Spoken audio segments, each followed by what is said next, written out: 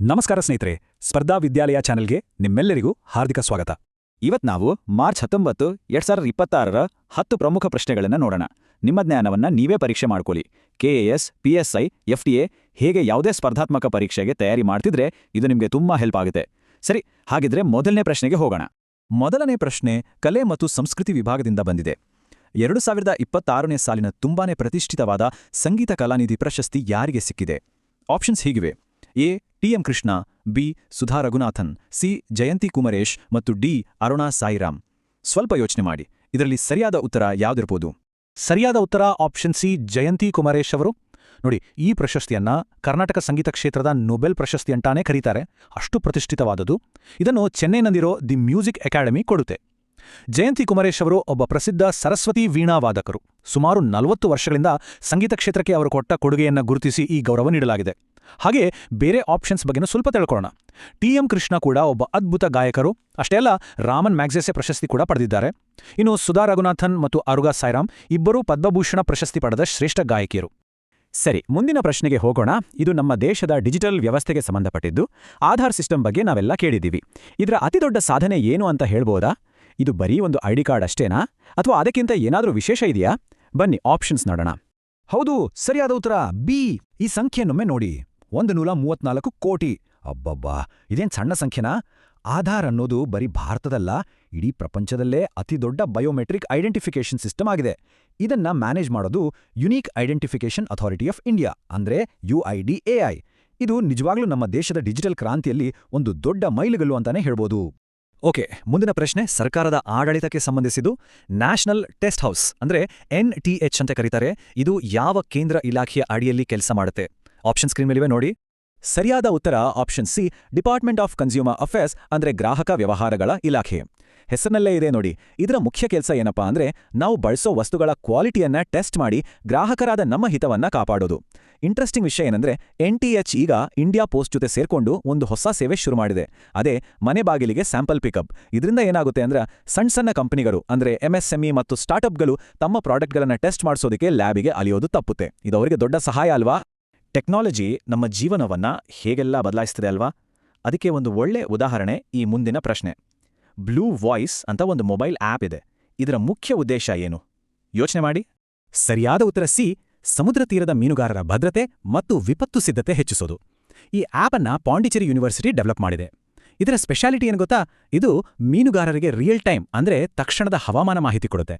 ಅಷ್ಟೇ ಅಲ್ಲ, ಚಂಡಮಾರುತದಂತಹ ಅಪಾಯದ ಸೂಚನೆಗಳನ್ನ ಅವರಿಗೆ ಅರ್ಥವಾಗೋ ಸ್ಥಳೀಯ ಭಾಷೆಯಲ್ಲೇ ಕಳಿಸುತ್ತೆ. ಇದರಿಂದ ಎಷ್ಟೋ ಜೀವಗಳನ್ನ ಉಳಿಸಬಹುದು. ನಿಜಕ್ಕೂ ಟೆಕ್ನಾಲಜಿಯನ್ನ ಒಳ್ಳೆದಕ್ಕೆ ಬಳಸೋದಕ್ಕೆ ಇದೊಂದು ಬೆಸ್ಟ್ ಎಕ್ಸಾಂಪಲ್. ಬನ್ನಿ, ಈಗ 5ನೇ ಪ್ರಶ್ನೆ. ನಮ್ಮ ಇತಿಹಾಸದ ಕಡೆಗೆ ಒಂದು ನೋಟ ಹರಿಸೋಣ. ಕಲಿಂಜರ್ ಕೋಟೆ ಕೇಳಿದಿರಾ? ಇದು ಇತಿಹಾಸದಲ್ಲಿ ಅತಿ ಗಟ್ಟಿಯಾದ, ಯಾರಿಗೂ ಸುಲಭವಾಗಿ ಗೆಲ್ಲೋಕ್ ಆಗ್ತಿರ್ಲಿಲ್ಲ ಅಂತ ಹೇಳ್ತಾರೆ. ಯಾಕೆ? ಅಷ್ಟೊಂದು ಬಲಶಾಲಿಯಾಗಿರೋಕೆ ಕಾರಣ ಏನಾಗಿತ್ತು? ದೊಡ್ಡ ಸೇನೆನಾ, ಅಥವಾ ದುಡ್ಡ, ಅದರ ಭೌಗೋಳಿಕ ರಚನೆನಾ, ಅಥವಾ ರಾಜಕೀಯ ಸಂಬಂಧಗಳ? ಸರಿಯಾದ ಉತ್ತರ ಸಿ, ಅದರ ಜಿಯೋಲಾಜಿ ಅಂದ್ರೆ ಭೌಗೋಳಿಕ ರಚನೆ. ಇದನ್ನ ನ್ಯಾಚುರಲ್ ಫೋರ್ಟ್ರೆಸ್ ಅಂದ್ರೆ ಸ್ವಾಭಾವಿಕ ಕೋಟೆ ಅಂತಾನೆ ಕರಿತಿದ್ರು. ಯಾಕಂದ್ರೆ ಇದು ಒಂದು ದೊಡ್ಡ ಗ್ರಾನೈಟ್ ಪರ್ವತದ ಮೇಲೆ ಇದೆ. 4 ಕಡೆ ಖಡಿತಾದ ಬಂಡೆಗಳು, ಜೊತೆಗೆ ವರ್ಷಪೂರ್ತಿ ನೀರಿಗೆ ಯಾವುದೇ ಕೊರತೆ ಇರಲಿಲ್ಲ. ಇದೇ ಕಾರಣಕ್ಕೆ ಶತ್ರುಗಳು ಇದರ ಹತ್ತಿರಕ್ಕೂ ಸುಳಿಯೋಕಾಗ್ತಿರ್ಲಿಲ್ಲ. ಇದರ ವಿಶೇಷತೆಯನ್ನು ಗುರುತಿಸಿ ಇತ್ತೀಚೆಗೆ ಜಿಯೋಲಾಜಿಕಲ್ ಸರ್ವೆ ಆಫ್ ಇಂಡಿಯಾ ಇದನ್ನ ಒಂದು ಜಿಯೋ ಹೆರಿಟೇಜ್ ಸೈಟ್ ಅಂತ ಘೋಷಣೆ ಮಾಡಿದೆ. ಅಂದ್ರೆ ಭೂ ಪಾರಂಪರಿಕ ತಾಣ ಅಂತ. ಸರಿ, ಇತಿಹಾಸದಿಂದ ಮತ್ತೆ ಪ್ರೆಸೆಂಟ್ಗೆ ಬರೋಣ. ನಮ್ಮ ದೇಶದ ಇನ್ಫ್ರಾಸ್ಟ್ರಕ್ಚರ್ ಬಗ್ಗೆ ಮಾತಾಡೋಣ. ಸಣ್ಣ ಜಲವಿದ್ಯುತ್ ಯೋಜನೆ ಅಂದ್ರೆ ಸ್ಮಾಲ್ ಹೈಡ್ರೋ ಪವರ್ ಅಥವಾ SHP ಅಂತ ಹೇಳ್ತಾರೆ. ಈ ಯೋಜನೆಯ ಅವಧಿ ಯಾವುದು? ಸರಿಯಾದ ಉತ್ತರ ಆಪ್ಷನ್ ಸಿ, ಅಂದ್ರೆ 2026-27ರಿಂದ 2030-31. ಈ ಸ್ಕೀಮ್ ರಿನ್ಯೂವಬಲ್ ಎನರ್ಜಿ ಅಂದ್ರೆ ನವೀಕರಿಸಬಹುದಾದ ಇಂಧನಕ್ಕೆ ಹೆಚ್ಚು ಪ್ರಾಮುಖ್ಯತೆ ಕೊಡುತ್ತೆ. ಮುಖ್ಯವಾಗಿ ಹಿಮಾಲಯ ಮತ್ತೆ ಈಶಾನ್ಯ ರಾಜ್ಯಗಳಂತಹ ತಲುಪೋಕೆ ಕಷ್ಟ ಆಗೋ ಪ್ರದೇಶಗಳಿಗೆ ಕರೆಂಟ್ ಕೊಡೋದು ಇದರ ಗುರಿ. ಈ ಸಣ್ಣ ಜಲವಿದ್ಯುತ್ ಯೋಜನೆಗಳು ಪರಿಸರಕ್ಕೂ ಒಳ್ಳೆಯದು, ಜೊತೆಗೆ ಆಯಾ ಪ್ರದೇಶಕ್ಕೆ ವಿದ್ಯುತ್ ಭದ್ರತೆನೂ ಕೊಡುತ್ತೆ. ಈಗ ಬರ್ತಿರೋ ಪ್ರಶ್ನೆ ಸ್ವಲ್ಪ ಟ್ರಿಕ್ಕಿಯಾಗಿದೆ, ಗಮನವಿಟ್ಟು ಕೇಳಿ. ವಿಜ್ಞಾನ ಮತ್ತು ತಂತ್ರಜ್ಞಾನ ಇಲಾಖೆಯ ಇನ್ಸ್ಪೈರ್ ಯೋಜನೆ ಬಗ್ಗೆ ಇಲ್ಲಿ 4 ಸ್ಟೇಟ್ಮೆಂಟ್ಸ್ ಕೊಟ್ಟಿದ್ದಾರೆ. ಇದರಲ್ಲಿ ಯಾವೆಲ್ಲ ಸ್ಟೇಟ್ಮೆಂಟ್ಸ್ ಸರಿ ಅಂತ ಕಂಡುಹಿಡಿಬೇಕು. ನಿಧಾನವಾಗಿ ಓದಿ, ಸರಿಯಾದ ಉತ್ತರ ಯಾವುದು ಅಂತ ಯೋಚಿಸಿ. ಓಕೆ, ಸರಿಯಾದ ಉತ್ತರ ಬಿ, ಅಂದ್ರೆ 1, 2 ಮತ್ತು 4ನೇ ಹೇಳಿಕೆಗಳು ಕರೆಕ್ಟ್. 3ನೇ ಹೇಳಿಕೆ ಯಾಕೆ ತಪ್ಪು ಅಂದ್ರೆ ಅದರಲ್ಲೊಂದು ಸಣ್ಣ ಮಿಸ್ಟೇಕ್ ಇದೆ.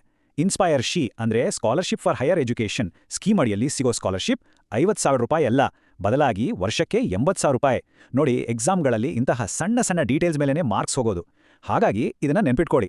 ಈ ಇಡೀ ಯೋಜನೆಯನ್ನ ನೋಡ್ಕೊಳ್ಳೋದು department of science and technology ಅಂದ್ರೆ DST. ಸರ್ಕಾರದ ಯೋಜನೆಗಳ ಬಗ್ಗೆ ಮಾತಾಡ್ತಾ ಇದೀವಿ ಅಂದಮೇಲೆ ಪರಿಸರಕ್ಕೆ ಸಂಬಂಧಪಟ್ಟ ಒಂದು ಮುಖ್ಯ ಅಭಿಯಾನದ ಬಗ್ಗೆನೂ ತಿಳ್ಕೊಳ್ಳೋಣ. ಜಲ್ ಗಂಗಾ ಸಂವರ್ಧನಾ ಅಭಿಯಾನ. ಈ ಅಭಿಯಾನವನ್ನ ಇತ್ತೀಚೆಗೆ ಯಾವ ರಾಜ್ಯದಲ್ಲಿ ಶುರು ಮಾಡಿದ್ದಾರೆ? ಇದಕ್ಕೆ ಸರಿಯಾದ ಉತ್ತರ ಸಿ, ಮಧ್ಯಪ್ರದೇಶ್. ನೀರನ್ನ ಸಂರಕ್ಷಣೆ ಮಾಡೋದು ಇವತ್ತಿನ ದಿನಗಳಲ್ಲಿ ಎಷ್ಟು ದೊಡ್ಡ ಚಾಲೆಂಜ್ ಅಂತ ನಮಗೆಲ್ಲ ಗೊತ್ತೇ ಇದೆ. ಅದಕ್ಕಾಗಿಯೇ ಮಧ್ಯಪ್ರದೇಶ ಸರ್ಕಾರ ಅಲ್ಲಿನ ಕೆರೆ, ಬಾವಿ, ನದಿಗಳನ್ನ ಪುನರುಜ್ಜೀವನಗೊಳಿಸೋಕೆ ಮತ್ತೆ ಭೂಮಿಯೊಳಗಿನ ನೀರಿನ ಮಟ್ಟ ಅಂದ್ರೆ ಗ್ರೌಂಡ್ ವಾಟರ್ ಲೆವೆಲ್ ಹೆಚ್ಚಿಸೋಕೆ ಈ ದೊಡ್ಡ ಅಭಿಯಾನವನ್ನ ಶುರು ಮಾಡಿದೆ. ಸರಿ, ನಮ್ಮ 9ನೇ ಪ್ರಶ್ನೆ. ಇದು ಕೃಷಿ ಆರ್ಥಿಕತೆಗೆ ಸಂಬಂಧಿಸಿದ್ದು. ಸುಮಾರು 200 ಕೋಟಿ ರೂಪಾಯಿ ವೆಚ್ಚದಲ್ಲಿ ಒಂದು ದೊಡ್ಡ ಬನಾನಾ ಕ್ಲಸ್ಟರ್ ಯೋಜನೆಯನ್ನ ಮಾಡ್ತಿದ್ದಾರೆ. ಇದನ್ನ ಯಾವ ಊರಲ್ಲಿ, ಯಾವ ರಾಜ್ಯದಲ್ಲಿ ಅಭಿವೃದ್ಧಿಪಡಿಸಲಾಗ್ತಿದೆ? ಸರಿಯಾದ ಉತ್ತರ ಬಿ, ಮಹಾರಾಷ್ಟ್ರದ ಜಲಗಾಂವ್.